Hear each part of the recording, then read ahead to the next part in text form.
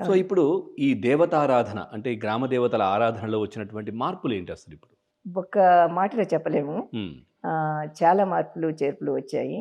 గ్రామ దేవతారాధన కొన్ ఆహ్, భావన గ్రామ దేవత అనేది అది కంటిన్యూ అవుతూనే ఉంది.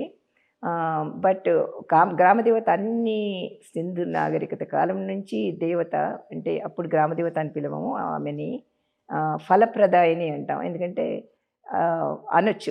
అన్ని ఫలాలు ఆమె ఇచ్చేది. ఎంతవరకు ఈ భయం పాత్ర పోషిస్తుంది మేడం ఇందులో ఈ పూజల్లో? సో, భయమనేది ఎప్పుడు ఆహ్, ఇది అండర్‌లయింగ్ ఫ్యాక్టర్. హ్మ్. మనకి ఎప్పుడు అది భయంతోనే భక్తి వస్తోంది. సో, ఇప్పుడు దేవతకే సంబంధించింది కాదు. ఇప్పుడు మీరు వ్రతం చేసుకుంటున్నారు. సత్యనారాయణ వ్రతం. ఆ కథలు విన్నప్పుడు మీకు తెలుస్తుంది.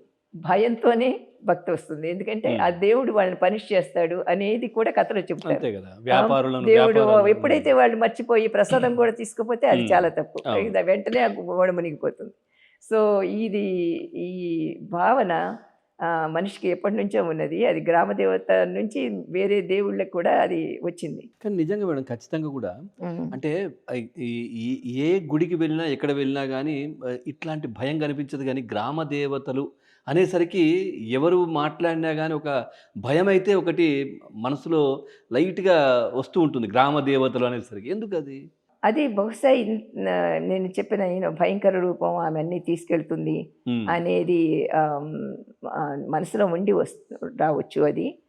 అది గ్రామ దేవతని పట్టించుకునేవాళ్ళే. పట్టించుకునే వాళ్ళకి అది అసలు నేను మొదట చెప్పినట్టుగా గ్రామ దేవతను గురించి నేను కూడా నాకు తర్వాత తర్వాత ఏంటి గ్రామ దేవత ఉన్నది కదా! ఎక్కడ చూసినా ఉన్నది గదా! ఇది నేను ఎందుకని గమనించలేకపోయాను ఇంతకుముందు. అంటే ఎంతోమంది మెజారిటీ అంటే ఎక్కువ మంది ఆమెని చేస్తున్నారు. కానీ కొంతమంది పట్టించుకోవట్లేదు. పట్టించుకోని వాళ్ళకి ఆమె హ్మ్, భయపడటం కూడా తెలీదు కదా! అది పట్టించుకున్న వాళ్ళకే తెలుస్తుంది.